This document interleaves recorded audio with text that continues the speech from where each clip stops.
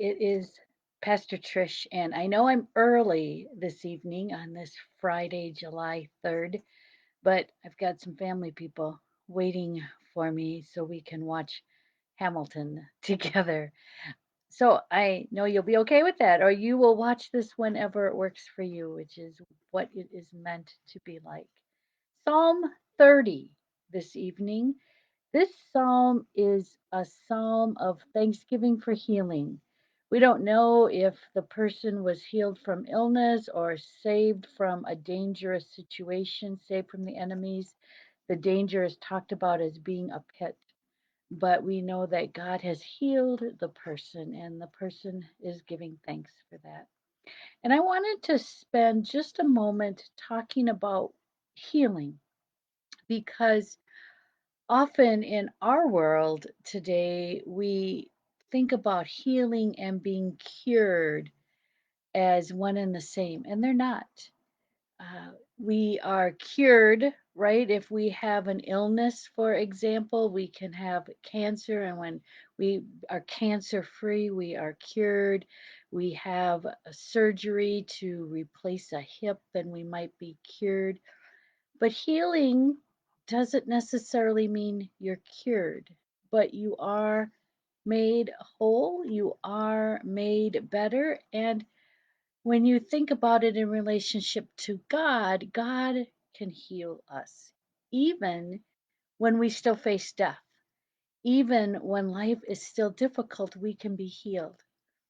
I don't know if that makes sense or not, but God's presence in our lives can offer us healing in ways that medical science, as one example, cannot, or even difficult situations in life that we can't change for whatever reason. The loss of someone that we love and we're never going to get them back, a difficult economic situation that is just extreme for us, or we know we'll never return to perhaps a level of comfort that we once knew. I think you get the idea. And so um, we may not be cured, but we can be healed. And we are healed when we recognize and accept the gift that God gives us of love and mercy and grace and peace and comfort.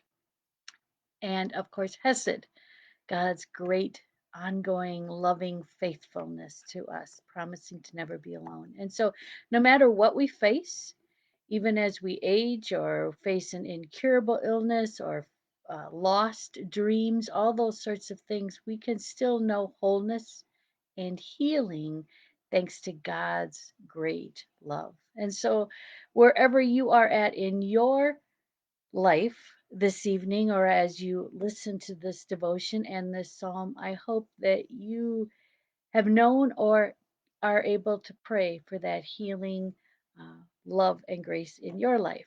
So, Psalm 30, a psalm giving thanks for God's healing grace. I exalt you, Lord, because you pulled me up.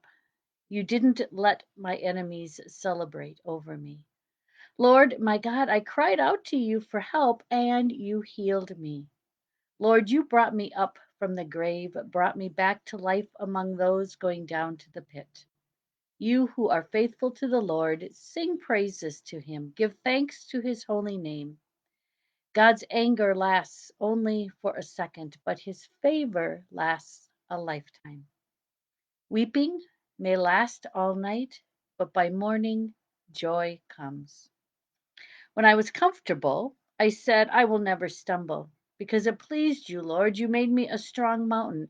But then you hid your presence, and I was terrified. And I cried out to you, Lord. I begged my Lord for mercy. What is to be gained by my spilled blood, by my going down into the pit? Does dust thank you? Does it proclaim your faithfulness? Lord, listen and have mercy on me. Lord, be my helper. You changed my mourning into dancing. You took off my funeral clothes and dressed me up in joy so that my whole being might sing praises to you and never stop. Lord my God, I will give thanks to you forever. You heard that in verse, I think it's 6. When I was comfortable, I said, I will never stumble. When things are going well in our lives, Often we don't think we have much need for God because we think we're in control and we can do it all ourselves. And then we find ourselves in the pit, whatever the pit is. We cry to God for help. God answers, God heals. And as the psalmist says, Lord, my God, I will give thanks to you forever. Amen. Have a good evening. It's Friday night, so I will be back again with Psalm 31 on Monday. Happy 4th of July, and have a good and safe weekend. Good night.